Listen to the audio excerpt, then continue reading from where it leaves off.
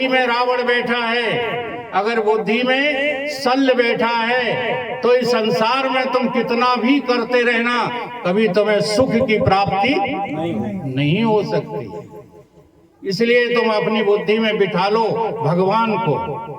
और एक बहुत सरल तरीका है भगवान को बिठाने का।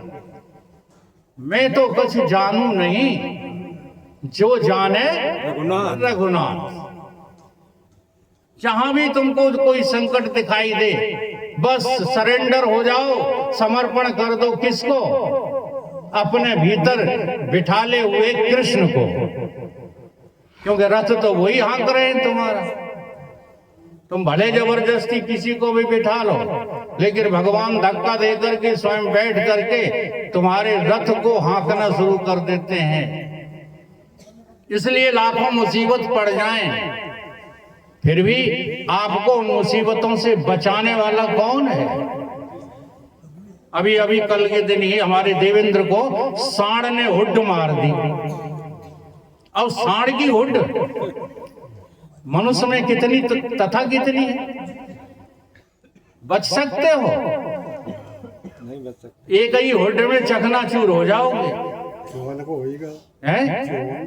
हाँ, चौहान हो गए, अनेक हो गए, लेकिन देखो देवेंद्र जो है अपने घूम रहे हैं, टाल देते। किसने बचाया?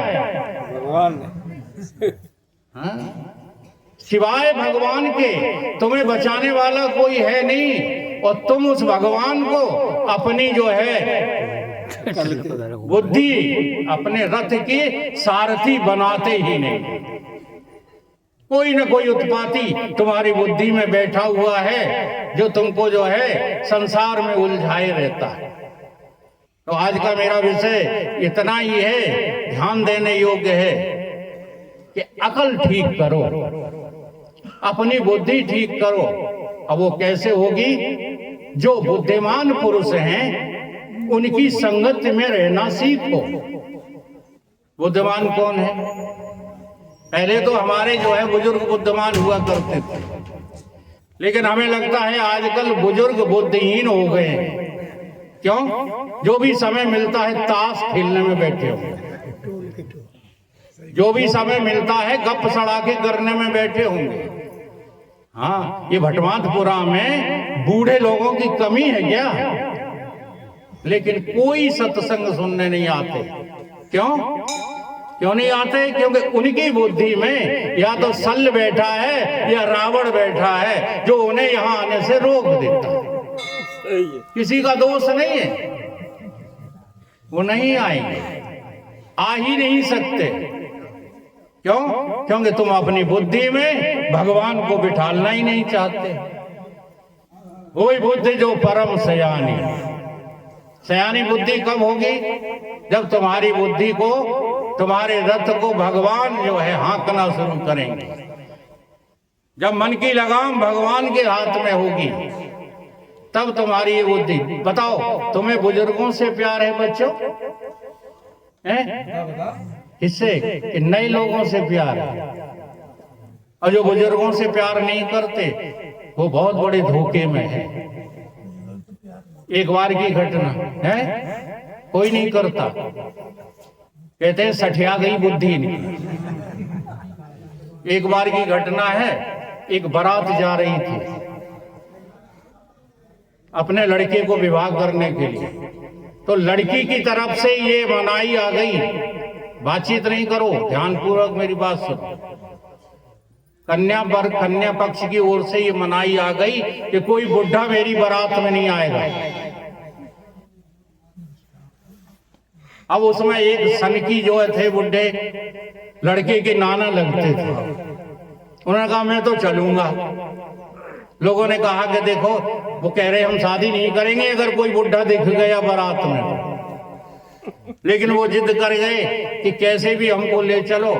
तो लोगों ने कहा कि ये संदूका वंदूका, ये बिस्तर जहां रखे जाएंगे ना, बैठे रहेंगे, वहीं इनको दाब देंगे नाना जी को। तो पहले बैलगाड़ियों से बारातें जाती थी, उनके नीचे झोलियां बना देते थे सारा खाना, और उन्हीं में सारा खाना वगैरह और बिस्तर वगैरह रखते थे। उन्हीं में नाना जी को भी जो है सुला दिया, बैठ जा। अब बारात पहुंची जो है लड़की के यहाँ, देखा उन्होंने भेजा नए लोगों को, देख कर आओ कोई बारात में वृद्ध आदमी तो नहीं आया है। तो इंक्वायरी की गई, कोई वृद्ध आदमी नहीं था, नहीं दिखा कोई। बोले हाँ कोई वृद्ध आदमी नहीं है। तब उन्होंने कहा कि अरे ये तो गड़बड़ हो गई, अब कोई नई शर्त रखो इनके सामने। ये कन्या पक्ष वाले भी लोग ज्यादातर जो है पक्ष किसका लेते हैं, समर्थन किसका करते हैं, कन्या पक्ष वालों का। लेकिन हम जो है हमेशा वर पक्ष वालों का समर्थन करने वाले लोगों में से हैं। तो जो है कन्या पक्ष ने एक और नई समस्या खड़ी कर दी। क्या बोले, हम शादी तब करेंगे जब हमारे गांव के जो है हाँ कॉर्नर पर एक, जैसे यहाँ भी तालाब है, एक तालाब भरा हुआ है पानी से, और आप लोग उसको दूध से भर दो सुबह होते होते, तब तो जो है शादी होगी नहीं, बारात वापस ले जाओ। अब सब घबरा गए, सबको घबराहट हुई कि ये काम तो नामुमकिन है, ये कैसे मुमकिन हो सकता है। दूध कहाँ से लिया हुआ था ना। चलो वापस ले चलो। बारात वापस हो गई, चलने लगे। तो कुछ लोगों ने कहा कि नाना जी को दावे काहे मारे डाल रहे हो, अब बारात तो वापस हो ही गई है, अब इनको निकाल लो।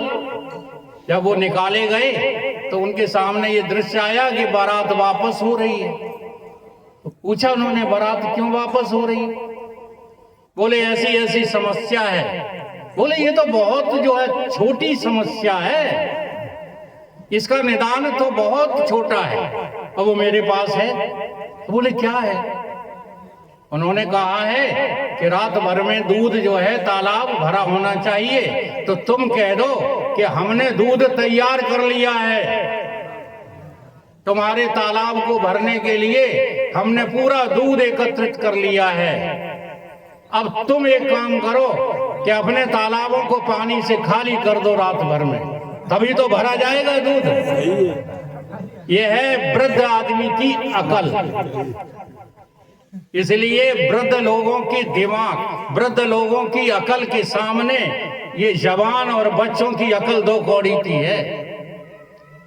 कभी इनसे नफरत मत करो, ये कोई ना कोई युक्ति ऐसी रखते हैं जो तुम्हारे कल्याण में, व्यवहारिक कल्याण में, आध्यात्मिक कल्याण में काम आने वाली है। एक जगह की और घटना है, रेलगाड़ी में एक बुजुर्ग जा रहे थे और गमरगट्ट लड़के, ये नई नई उम्र के लड़के लड़कियां होते हैं, ये बड़ा गमरपन देने लगे अब।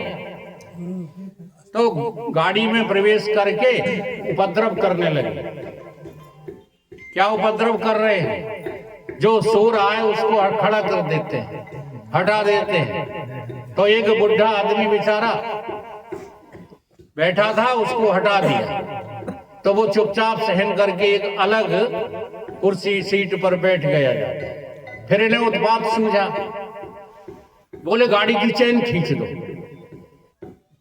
फिर समस्या आएगी, टीटी आएगा तो हर्जाना भरना पड़ेगा। तो किस किस के पास कितने कितने पैसे हैं? तो सारे पैसे लोगों ने अपनी अपनी जेब से निकाले, लड़कों ने, और इकट्ठित कर लिए। तो जोड़ जाड़ के 4 लड़के थे, 500 रुपए निकले, 500 को 20, 2000 रुपए इकट्ठे हुए। वो एक लड़के की जेब में रख दिए कि टीटी आए तो ये जुर्माना भर देना, अब हम जंजीर खींच रहे। जंजीर खींची थी ट्रेन की, ऐसे ही टीटी 2 सिपाहियों सहित, डंडा सहित आ गए। किसने खींची, किसने खींची? तो लड़कों को फिर जो है उत्पात सूझा, कहते वो बूढ़े बाबा बैठे हैं, हाँ इन्होंने खींची है। अब उन्होंने जो घबरा गए, लेकिन थोड़ी देर तो घबराए, फिर उन्होंने अपनी बुद्धि का प्रयोग किया। जिनकी बुद्धि रामायण युक्त है, जिनकी बुद्धि गीता से भरी पड़ी है, जिनकी बुद्धि सत्संग से जो है सराबोर हो गई है, उन्हें दुनिया में कोई हरा नहीं सकता। चाहे जितने बलवान बने रहो, धनवान बने रहो, वैभववान बने रहो, सत्य बुद्धि को हराने वाला कोई पैदा ही नहीं हुआ। जैसे ही उसकी ओर इशारा हुआ, टीटी ने जाकर के कहा कि बाबा तुमने चैन खींची है। बाबा ने अपनी बुद्धि लगाई, बिल्कुल खींची है सरकार, मना नहीं किया। क्यों खींची है तुमने? तो बुढ़े बाबा बोले कि क्या बताएं, ये जो लड़के 4 हैं ना, मेरे पास 2000 रुपए रखे थे, इन्होंने मुझे मारा पीटा और वो 2000 रुपए हमसे छीन लिए। जब इन्होंने छीन लिए तो और कोई उपाय तो मुझे सूझा नहीं। मैंने कहा चेन खींच करके पुलिस को बुला लो, इसलिए मैंने आप लोगों को बुलाया है। और अगर विश्वास नहीं है तो जरा इनकी जेबें जो है चेक कर लो, तो उन जेबों में 2000 रुपए पाए गए। वो 2000 रुपए बाबा ने रख लिए। अगले स्टेशन पे बाबा उतरे और खिड़की से मूंछ पे ताव दिया, हमारे सूबेदार साहब की तरह ऐसे मूंछ पर ताव दिया और लड़कों से कहा कि बेटा ये ऐसे ही धूप में सफेद नहीं हुई। तो बताओ तुम्हारी ताकत बढ़ी या बुद्धि बढ़ी? बुद्धि तभी बड़ी है जब इस बुद्धि में तुम भगवान को बिठा लो। अब भगवान को बिठाने के लिए तुम्हें कहीं अन्यत्र नहीं जाना है, क्योंकि भगवान तो तुम्हारे में ठसाठस भरे हुए हैं। बस थोड़ा समझने की देर है। तुम कहते हो कि भगवान मेरे में बैठा है, बस यही तुमने गलत धारणा की। शांत रहो, बातचीत नहीं, इसका उल्टा सोचना शुरू करो। ये जितना भी जो है प्रपंच है वो सब का सब मुझ आत्मा में ही तमाशा बना हुआ है, और मैं परमात्म रूप से, आत्म रूप से इस तमाशे को देखने वाला तमाशबीन हूं। बस यही बुद्धि तुमको पार लगा सकती है, और किसी बुद्धि में इतनी ताकत नहीं है जो तुमको पार लगा सके और तुम्हें चैन जो है दे सके। हमें लगता है सब जो लोग हैं वो भूख से ग्रस्त हो रहे हैं, इसलिए मुश्किल से 10 मिनट लेंगे बस। वो 10 मिनट इसलिए लेंगे कि आपको ये बताना है कि जो भगवान तुम्हारे में जो है बैठा हुआ है, तुम्हारे में विद्यमान है, वो तुमसे अलग नहीं है। केवल तुम जो है उसको भुलाए बैठे हो। क्यों रे? किसके कारण से? हमारी जो बुद्धि में शल्य बैठा हुआ है, हमारी बुद्धि में रावण बैठा हुआ है, इसी ने हमारी बुद्धि को मंद कर दिया है। क्यों रे? मतिमंद होके सच्चिदानंद। तुम कौन हो? तुम सतचित आनंद स्वरूप हो, लेकिन तुम कौन लगते हो? तुम लगते हो देह, तुम लगते हो जो है अज्ञान से भरे पड़े हैं, तुम लगते हो कि हम कोई और हैं, ये दुनिया कोई और है। सारे झगड़े इसी बात के तो हैं। अगर एक बात पता चल जाए कि जो दुनिया है वही हम हैं, जो हम हैं वही दुनिया है, जो भगवान है वही हम हैं, जो हम हैं वही भगवान है, तो बताओ किससे झगड़ोगे? हैं? फिर किसी से नहीं। कबरा खड़ा बाजार में मांगत सबकी खैर, ना काहू सो दोस्ती ना काहू सो बैर। ये दोस्ती और बैर कब पैदा होते हैं? जब हमारे भीतर बैठा हुआ बुद्धि में शल्य काम करने लगता है, वो काटने लगता है, वो तुमको विभाजित करने लगता है। वो कहने लगता है कि ग्राहक कोई और है, हम तो दुकान के मालिक हैं, काटो इन ग्राहकों को जितना काट पाओ। क्यों? क्योंकि तुम्हारी बुद्धि में शल्य बैठा है। सारी दुनिया में आज बुद्धि में घर बना लिया है किसने? रावण ने और शल्य ने। अब हमें सत्संग के द्वारा अपनी बुद्धि में भगवान को बिठालना है। ये भगवान कहीं दूर नहीं है, ये भगवान हमारे में समाये हुए हैं। घट घट में विज्ञान प्रभु, नहीं नियरे नहीं दूर, न नियरे न दूर।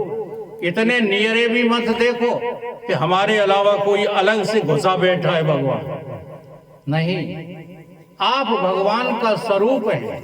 और दूर इतना भी मत देखो कि नहीं हरिद्वार जाए बिना भगवान हमको मिलेगा नहीं। नहीं नियरे नहीं दूर, जाननहारा सर्व का, ज्यों का त्यों भरपूर। इसलिए सभी लोग दोहराएंगे, प्रभु सब में समाया है, समाना हो तो ऐसा हो। प्रभु सब में समाया है, समाना हो तो ऐसा हो।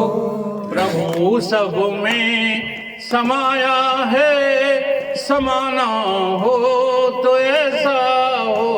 प्रभु सब में समाया है, समाना हो तो ऐसा हो। रचे सब विश्व की रचना, रचाना हो तो ऐसा हो। रचे सब विश्व की रचना, रचाना हो तो ऐसा हो। बिना सामान बाहर के, बिना सामान बाहर के, बिना हथियार के कोई, बिना हथियार के कोई बनाए हैं भुवन सारे, बनाए हैं भुवन सारे।